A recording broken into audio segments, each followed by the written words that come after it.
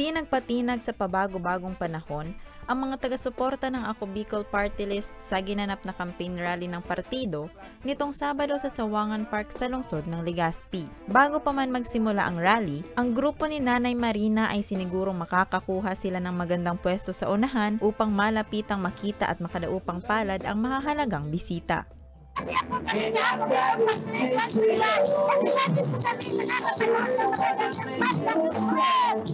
Maraming mahahalagang personalidad ang dumalo sa rally. Kabilang sina board member Hisham Ismail na tumatakbo bilang mayor ng Legazpi City, Christopher Kitoko na tumatakbo bilang congressman ng 2nd District ng Albay, Legazpi City Mayor Alfredo Garbin na second nominee ng Ako Bicol Party List kasama rin ng board members at city councilors. Sa kanyang mensahe, sinabi ni Garbin na patuloy na magsusumikap ang Ako Bicol Party List upang maihatid ang mga magagandang programa sa rehiyon na mapapakinabangan ng mga Bicolano.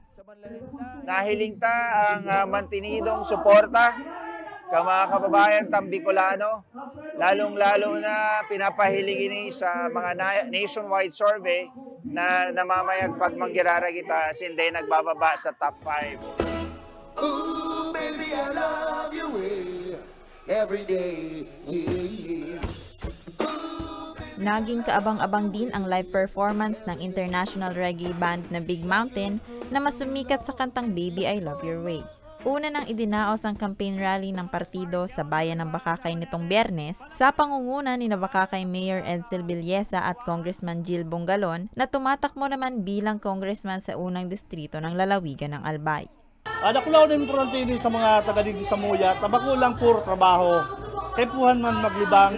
What I can offer is that day po nindo kaipuhan maghalat kipirang dekada para sa mga darakulang proyekto, mga programa na dapat namamatian nindo haloy ng panahon.